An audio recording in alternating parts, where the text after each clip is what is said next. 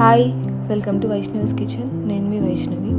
ఈరోజు నేను బెల్లం సున్నుండలు ఎలా చేయాలో చూపిస్తాను.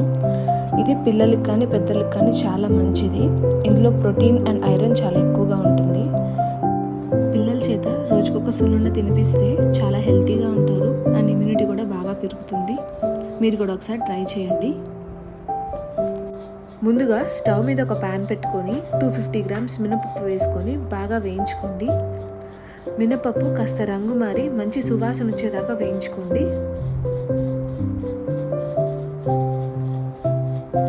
ఇప్పుడు మినపప్పు బాగా వేగాక స్టవ్ ఆఫ్ చేసేసి మినపప్పుని ఒక బౌల్లోకి ట్రాన్స్ఫర్ చేసుకోండి. మినపప్పు బాగా చల్లారాక ఒక మిక్సీ జార్లోకి తీసుకొని పొడిగా గ్రైండ్ చేసుకోండి. మరీ మెత్తగా గ్రైండ్ చేసుకోకండి, నోటికి చుట్టుకుపోతుంది. నేను చూపించిన విధంగా కొంచెం బరగ్గా గ్రైండ్ చేసుకోండి. ఇప్పుడు ఇందులోకి మనం మినపప్పు తీసుకున్న సేమ్ కొలతతోనే బెల్లం తీసుకోండి. బెల్లం కూడా ఒకసారి బాగా గ్రైండ్ చేసుకొని ఒక బౌల్లోకి ట్రాన్స్ఫర్ చేసుకోండి. ఇప్పుడు ఇందులోకి ఒక కప్పు నెయ్యిని కరిగించి కొద్ది కొద్దిగా పోసుకుంటూ బాగా కలుపుకోండి.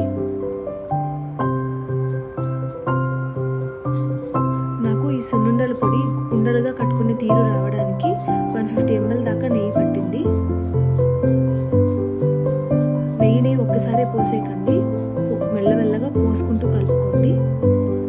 నెయ్యి ఎక్కువైతే బాగా రాళ్ళలా అయిపోతాయి, కొంచెం చూసుకొని కలుపుకోవాలి. ఇప్పుడు ఈ స్టేజ్కి వచ్చిన ఈ పిండిని ఉండలుగా చుట్టుకోండి. ఇవి 2 weeks దాకా చాలా ఫ్రెష్గా ఉంటాయి.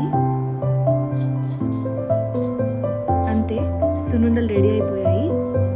మీరు కూడా ఒకసారి ఈ సున్నుండలు ట్రై చేసి ఎలా కుదిరాయో నాకు కామెంట్ బాక్స్లో కామెంట్ చేయండి. Please subscribe. Thank you.